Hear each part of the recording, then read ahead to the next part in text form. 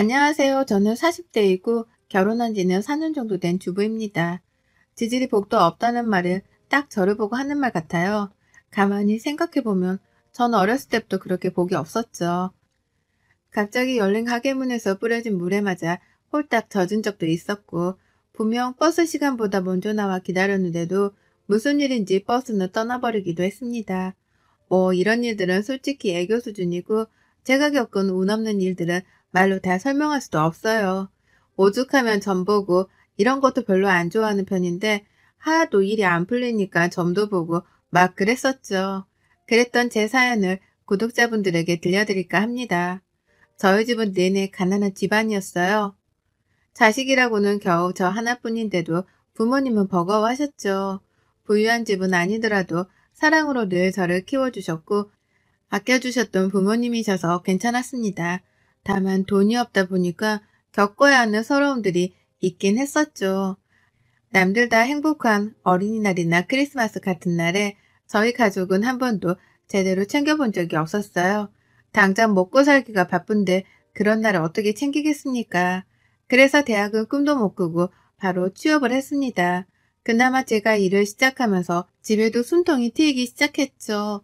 그런 낙으로 살았던 것 같습니다. 부모님께서는 여태껏 저 하나 보고 사셨으니까 이제는 그걸 제가 보답해야 한다고 생각했죠. 참 사람 일이란 게 한치 앞도 모른다는 말이 너무 와닿던 순간이 있었습니다. 숨통이 겨우 트이고 저희 가족도 가족여행을 다니기도 하면서 나름 평범하게 살아가게 되었는데, 아니 행복과 여유를 찾은 지 얼마 안 된 시점에 아빠께서 먼저 세상을 떠나버리셨어요. 뭐가 그렇게 급하셔서 가버리셨는지 엄마랑 저는 믿기지 않아서 정말 힘든 시간을 보내야만 했습니다. 아빠는 졸음운전을 하시다 사고가 나셨고 그게 꽤나 큰 사고로 이어져 결국 가셨어요.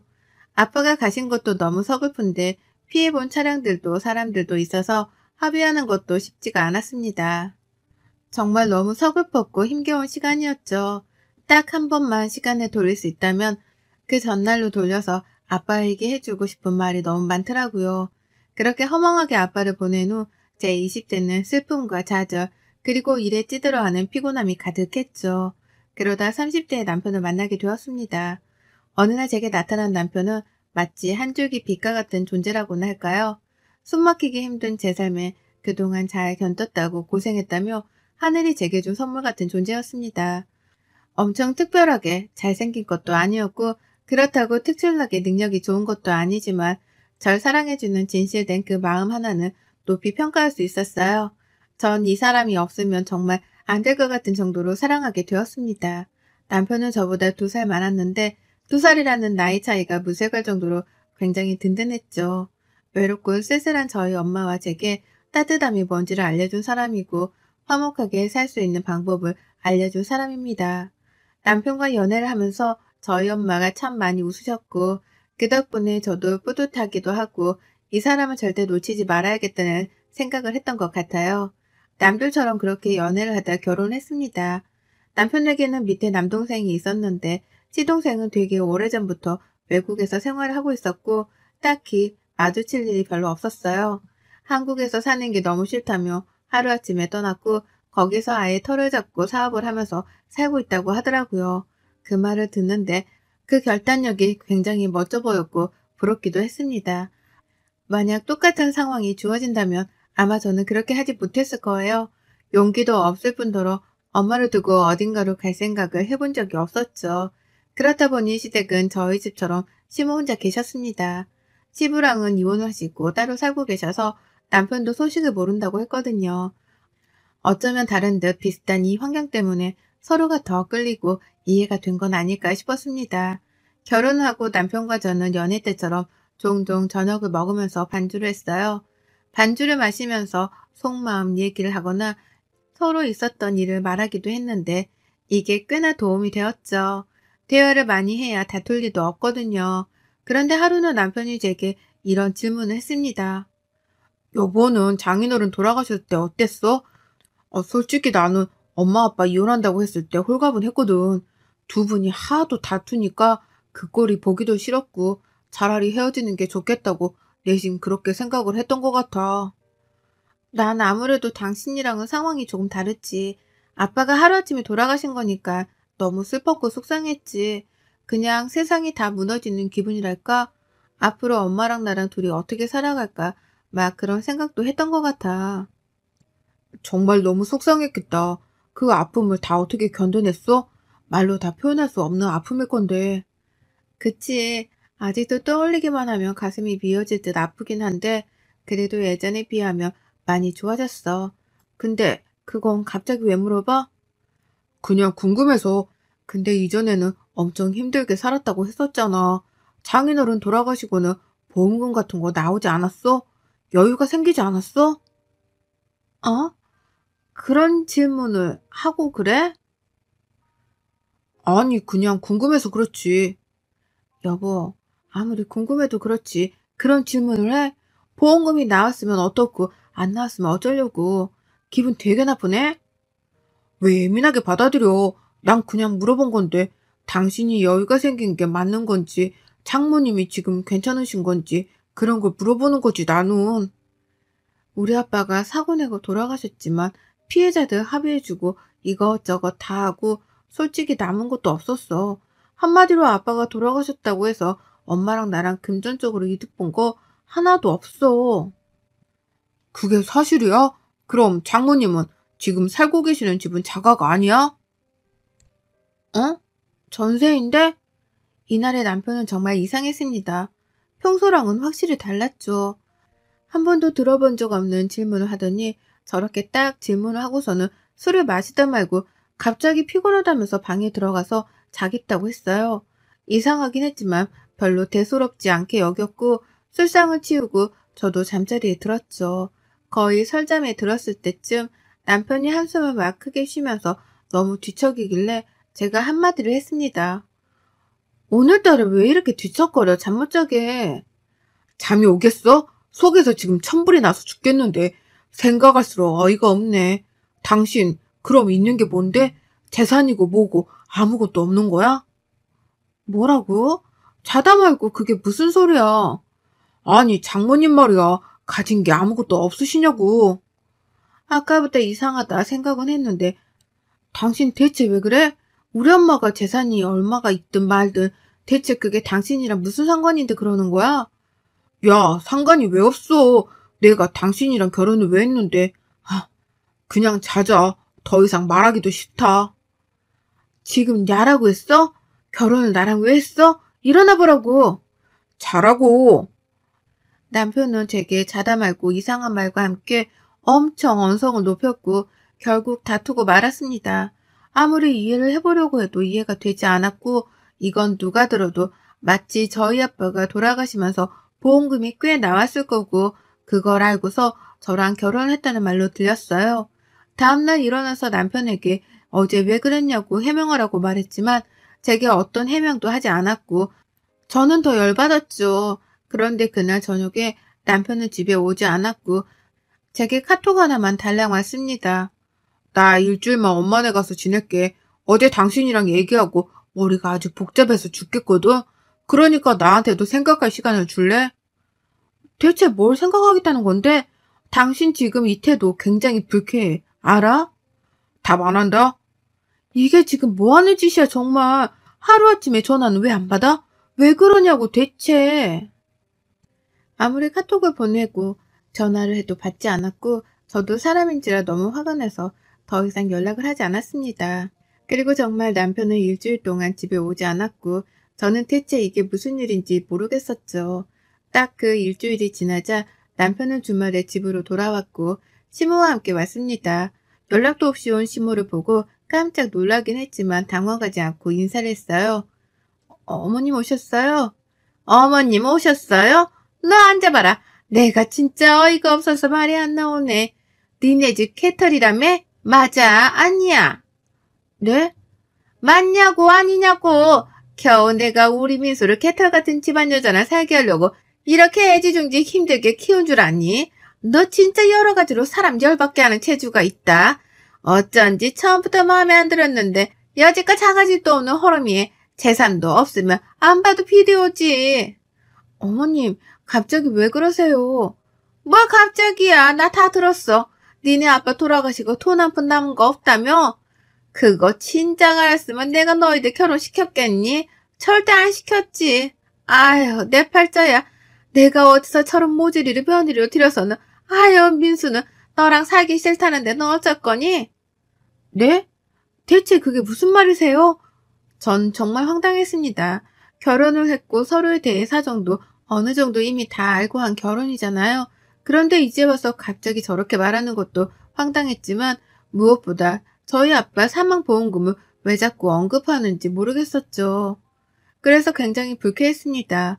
이런 상황 속에서 남편과 시모는 제가 말할 기회를 주지도 않았고 하는 걸 지켜보겠다면서 똑바로 하라고 거의 협박에 가까운 말을 했어요. 그렇게 시모가 간 후 저는 남편에게 대화를 하자고 했지만 말을 한마디도 하지 않았습니다. 답답함에 속이 타들어가고 미칠 것 같았어요. 대체 왜 그러냐고 물어봐도 대답을 하지 않았죠. 그리고 남편과 시모가 저를 대하는 태도는 완전 변했습니다. 남편도 그렇고 시모도 저를 무시하기 시작했죠. 보고 자란 것도 없는 게 뭘 알겠냐고 말을 한다든지 가진 것 없이 큰애들은 돈 욕심 부리기 쉬우니까 꼭 조심해야 된다고 말을 한다든지 제가 상처를 받을 수밖에 없는 말들만 쏟아냈습니다. 시모는 저를 구박하다 못해 답답하다면서 제 어깨를 확 잡아 끌어버리거나 밀어버리기도 했어요. 이뿐 아니라 머리를 손으로 쥐어박은 적도 있습니다. 이유는 생긴 게 마음에 안 든다는 이유였죠. 본인이 불러서 네? 라고 대답한 후 쳐다봤더니 뭘 보냐고 얄밉다고 머리를 쥐어박는 게 정말 심오만 아니었으면 팔 걷어 한판 했을 것 같습니다. 남편은 제게 하는 모든 말을 명령조로 했어요. 야, 물 좀 떠와봐. 아, 그리고 방에서 핸드폰도 가져와. 당신이 해. 손이 없어 발이 없어? 나한테 왜 시켜? 손도 있고 발도 있는데 내가 하기 싫으니까 널 시키지. 그리고 보잘것없는 너 같은 거랑 이혼 안 해주고 살면 감사한 줄 알고 알아서 기어야 하는 거 아니냐? 넌 대체 뭐가 그렇게 당당한 거지? 양심이 없는 건가? 입 다물고 물이랑 핸드폰 가져와. 그러는 당신은 보잘게 있고 누가 보면 아주 대단한 사람인 줄 알겠네. 넌 뭘 가졌다고 그러는데? 그리고 내가 야야거리지 말라고 했지? 자꾸 그러게 야야거리고 너너거리면 나도 할 거야. 하던가 말던가 알 바 아니니까 그만 나불거리고 내 물이랑 핸드폰이나 가져오라고. 평소에 집에서는 늘 이런 식으로 제게 명령을 했습니다. 그리고 갑자기 전화 한 통만 하고서는 회사 사람들이나 지인들을 집으로 초대해서 술을 마시곤 했죠. 저희 집에 와서 술을 마시는 사람들은 이미 과음을 한 상태로 오는 경우가 대부분이라서 제가 너무 힘들었습니다. 심지어 안주를 제대로 안 만들어두면 제게 막 뭐라고 했어요. 그런데 자다 말고 새벽 시간에 무슨 안주를 만들겠습니까? 한 번은 이런 적이 있습니다. 자고 있는데 전화가 계속 오길래 받았어요. 여보세요? 야, 지금 나 포함해서 5명 갈 거고 한 40분 걸리니까 얼큰한 탕이랑 계란말이랑 또 다른 안주 좀 준비해놔. 소주랑 맥주도 사두고. 미쳤어? 지금 시간이 몇 시인 줄 알아? 그리고 재료도 없어. 나가서 먹고 들어오던가 배달시켜 먹던가 알아서 해. 난 아무것도 못해. 해놓으라고 했다. 냉장고에 아무것도 없다고 재료가. 근데 뭘 하냐고. 아, 그거 네 사정이고 없으면 없는 걸 알아서 만들어야지. 무슨 말이 그렇게 많아? 지금 나랑 해보자는 거야? 40분 내로 술상 차려둬? 전 이날 너무 화가 나서 술상을 차리지 않았습니다. 그리고 안방문을 잠그고 이어폰을 끼고서 자버렸죠. 아마 소리치고 난리를 칠 거니까요. 그런데 아니나 다를까 불 꺼진 거실을 보고는 흥분한 남편은 안방문을 막 두들겼고 난리를 쳤죠. 이어폰으로 음악을 듣고 있었는데도 그 소리를 뚫고 들렸습니다. 그때 저는 언제고 이혼할 때 이게 증거가 되겠다는 생각에 핸드폰을 들어서 영상을 찍으며 대화를 했어요. 정말 왜 그래? 여보, 새벽 3시가 넘었는데 한두 번도 아니고 냉장고에 아무것도 없다고 말했는데 술상을 차리라고 해? 야, 입 다물고 내가 차리랬지? 넌 내가 하는 말을 알겠다고만 하라니까? 우선 문 열어. 넌 내 말을 거역한 거야. 지금 미쳤냐? 보잘것도 없는 너 같은 거랑 살아주는데 감사하다고 절하지는 못할 망정 이게 어디서 기어올라? 제발 그만 좀 해. 우리 아빠가 돌아가시고 나온 사망보험이 있든 없든 대체 그게 당신이랑 무슨 상관이야. 우리 잘 살았잖아. 하루아침에 왜 그래 정말. 전 일부러 그동안의 내용들이 영상 속에 들어가게끔 대화를 유도했고, 저 대화 끝에 결국 남편은 안방문을 부쉈습니다. 그 모습까지 찍고 제게 달려드는 모습을 마지막으로 영상은 종료가 되었죠. 이날 처음으로 손찌검을 당했고, 전 바로 병원에 가서 진단을 받고 진단서를 보관해 두었습니다. 사람이 아니라는 걸 느꼈고 이혼을 결심했죠. 늘 그렇듯 제 불행은 끝을 모르고 달려들었습니다. 이혼을 결심하고 한참 머리가 아픈 이 시점에 엄마가 최정한 판정을 받으셨어요. 뭘 해볼 수도 없던 게 이미 악화된 상태라 제가 할 수 있는 게 아무것도 없었습니다. 절망적이었고 눈물밖에 나지 않았지만 정말 엄마와 함께 할 수 있는 시간이 얼마 없다는 걸 깨닫게 되니 정신을 똑바로 차려야겠더라고요. 얼마 남지 않은 이 시간이라도 좋은 기억을 품고 가실 수 있도록 도와주고 싶었습니다. 저를 구박하고 미워하던 남편과 시모도 이 사실을 알았고 전 남편에게 이혼을 하자고 했어요. 그런데 예상외로 남편과 시모는 다른 반응을 보였습니다. 얘기 들었다. 우리가 아무리 너 보잘것없다고 미워하고 막 그랬어도 사람 그렇게 힘들 때 내치는 건 정말 아니야. 그리고 어렵게 결혼해놓고 무슨 이혼이야. 이렇게 된 거 둘이 잘 살아보도록 해. 그동안 나도 너한테 몹쓸 말도 많이 하고 그랬는데 그건 정말 미안하고 마음 풀어줬으면 좋겠어. 당분간 너는 사부인한테만 신경 쓰고 아무것도 하지 말아라. 그래 여보, 엄마 말대로 나도 미안했어. 정신 차리고 생각해보니까 내가 미쳤었지 싶더라고. 당신 정말 힘들 텐데 내가 옆에서 힘이 되어줄게. 이렇게라도 상처 준 걸 갚을 수 있을 기회를 주면 좋겠어. 우선은 장모님만 생각하자. 지금 이 상황에 이혼까지 하면 장모님 속상하지. 어머님도 그렇고 당신도 그렇고 둘은 왜 중간이 없으세요? 왜 늘 본인들 멋대로 하루아침에 갑자기 사람 내치고 구박하다가 이제 와서는 또 이혼하자니까 그건 싫다고 하고 어쩌라는 거예요 대체? 다 잊고 다시 시작하는 마음으로 친해보자. 솔직히 당장이라도 이혼하고 싶었지만 엄마 생각에 아무것도 행동으로 옮길 수가 없었습니다. 그리고 시무와 남편은 저렇게 말만 한 게 아니라 정말 행동으로 보여줬어요. 제가 병원에서 지내면서 먹을 수 있는 밑반찬을 해주는 것은 물론이고 엄마도 자주 보러 왔고 노력을 많이 해주셨습니다. 그런 모습을 보니까 저도 마음이 녹더라고요. 이혼하고 싶었던 그 마음이 녹으면서 경계심이 사라졌고 의지하게 되었습니다. 시모는 심지어 제가 너무 피곤하고 힘들까봐 교대까지 해주면서 엄마를 돌봐주시기도 했어요. 간호라는 게 가족이 해도 결코 쉬운 게 아니고 제가 직접 해보니까 얼마나 힘든지를 알았죠. 그런데 선뜻 나서서 군소리도 없이 너무 잘 해주시니 감사했습니다. 시모와 남편이 지극정성으로 저와 엄마를 보살펴주는 모습을 보고 엄마는 그 고통스러운 상황에서도 제게 그러셨죠. 우리 딸 부모 복은 없어도 남편 복에 시애미 복은 있는 것 같아서 정말 다행이다. 엄마가 편히 갈 수 있겠어. 영서야, 엄마가 가도 너무 힘들어하지 마. 아빠가 혼자 오래 외로웠을 건데 엄마가 옆에서 그동안 어떻게 살았는지 얘기도 하고 그러고 있을 거니까 너는 살 거 다 살고 누릴 거 누리다가 천천히 와. 벌써 그런 말 하지 마. 나약하게 엄마. 나약한 게 아니라 정말로 해주고 싶은 말이었어. 사람은 누구나 죽는 거야. 어쩔 수 없어. 그걸 피할 수 있는 건 아니잖아. 그러니까 슬퍼하지 말고 가슴 아파하지 말고 최서방이랑 시어머니랑 그렇게 잘 살아. 애기도 낳고 그렇게 우리 딸 출산하는 거 엄마가 옆에서 지켜줘야 하는데 그거 못 해주는 거 조금 마음에 걸리네. 왜 이래 정말 그만해 엄마. 엄마가 부족하게 키워서 늘 미안했고 그래도 엄마 딸이라서 행복하다고 해줘서 고마웠어. 언제 가도 이상하지 않을 정도의 상태가 되자 말하는 것도 힘겨우셨고 고통이 너무 심해서 정신을 제대로 차리지도 못하셨습니다. 그러다 조금 괜찮아지시면 이렇게 말씀하시곤 했죠. 그게 꼭 자꾸 마지막 인사를 하는 것 같아서 마음이 너무 아팠습니다.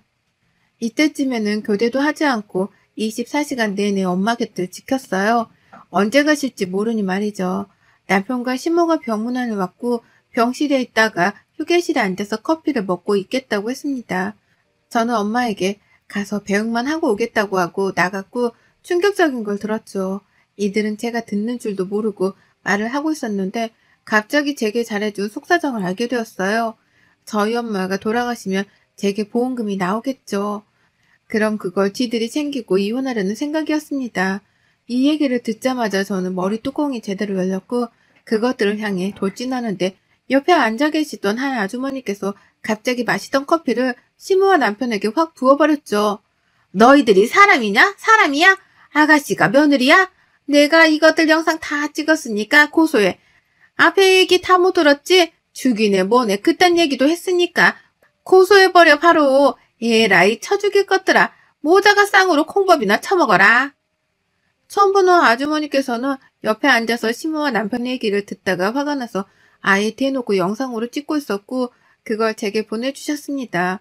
그리고 너무 화가 난다면서 저를 대신해서 난장판을 쳐주셨죠. 앞에 내용은 정말 몰랐는데 명줄도 길다면서 왜 이렇게 오래 버티고 있냐고 빨리 갈 것이지라는 내용도 있었고 빨리 가게 하는 방법이 있는지 찾아보자며 있으면 실행해보자는 내용도 있었습니다. 전 바로 그것들을 고소했고 이혼소송도 진행했어요. 진행하면서 엄마는 가셨고 복잡하고 마음 아픈 일을 한 번에 진행해야 해서 조금 버거웠지만 차라리 정신없이 지내다 보니 슬픔에 빠져있을 시간이 없어서 그런지 괜찮았습니다. 전 깔끔하게 모든 걸 마무리한 후 엄마랑 아빠랑 함께 살던 예전 동네 그 지역으로 아예 이사를 해서 조용히 살고 있어요. 아직은 엄마를 온전히 마음속에서 보내드리지 못했지만 그래도 하루하루 견디면서 잘 살아가고 있습니다. 여러분의 생각은 댓글로 남겨주세요. 오늘도 시청해주셔서 정말 감사합니다.